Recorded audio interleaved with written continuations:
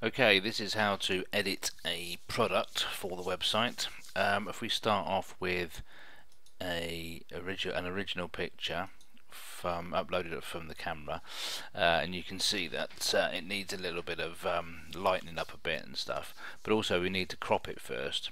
I think it's always good to have image sizes a uniform size, particularly with products that lend themselves to that, such as mugs. Over here I've set the crop tool to 800 pixels by 800 pixels, 96 resolution. You don't need more than that for a screen. I mean 72 would be fine, but I always just push it up to 96, and then I just drag and drop my crop, and I just sort of move it around a bit till I get it fairly central. I can use the arrow keys on the dashboard, on the keyboard to do that. Hit the enter key, and we've got a nice even symmetrical shape, and I will zoom it in a little bit just so I can see a bit clearer. All you need to do now is just really do just a little bit of sort of enhancing. This will depend on the state of the original image, and that's why I always, where possible, if you can get the original image with the appropriate light, appropriate exposure, and obviously sharp, it just makes life a lot easier. The other thing to bear in mind is the way you frame the product within the camera. You do want to make sure you leave yourself room around the product so you can do that crop. Otherwise you end up sort of, if it's too, if one side of the cup or mug is too near the frame edge, it makes it a bit difficult. So what we're going to do here is literally click on the, we're going to do layers, so because it makes it easier to manage. So on the right hand box, make sure you've got your layers box open. To find it, just go into the window and you'll see layers. Make sure that's ticked, and therefore we've got on the right hand side we've got our layers.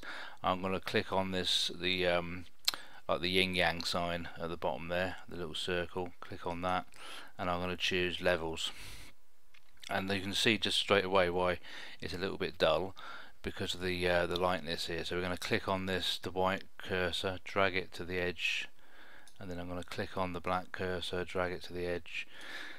And to get rid of the sort of like the greyness, the grey tone, I'm just going to get on the middle one. I'm just going to drag that to the left. And really, it's just a matter of, it's very subjective. So you need to look at it and say, well, what do you like the look of? I think obviously that's too light. Come back up here, that's too dark. Probably around about there-ish. Okay, so then what I can then do is just give it perhaps another little boost by going into doing the same again, but this time doing curves. And when you drop that box down, just click on, say, I don't know, try medium contrast. Again, it just sort of brightens it up a bit. You can go in and change these at will if you want. You can just go back here and I might try medium, then I might go, okay, what's linear do? Not a lot. Darker obviously makes it darker. Lighter will make it lighter. I think I'll stick to the medium contrast. And again, you've got some extra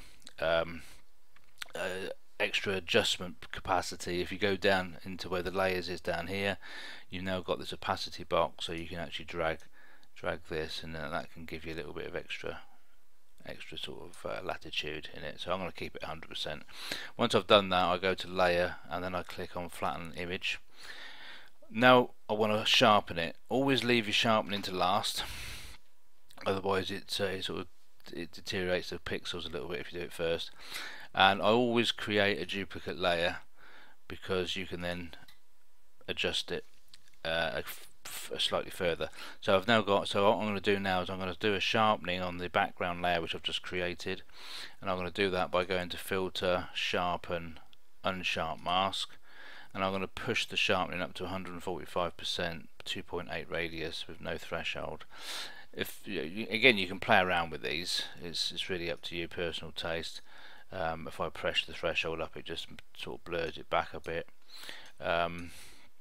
So I may want to just push that to say, I don't know, 12.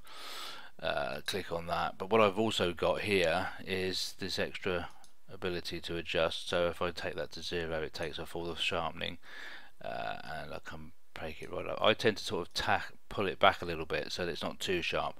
If images are over sharpened, they tend to look a bit pixely, so I just tag it back to around about 80%. I then go into layer, and I then go into flatten image, and that's taken the original and creating it into an edited image. So what I then do obviously is I just go in and save as, and I can go into the, call it the same thing if I wanted to now, but I can just go edited or edited for site, whatever you want to call it, and then click save. And then once you've done that, of course, it's from that one that you can then upload onto the website.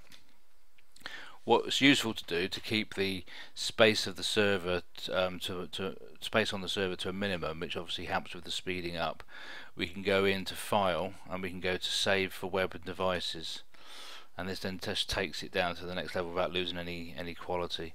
So here we've got do it as a JPEG.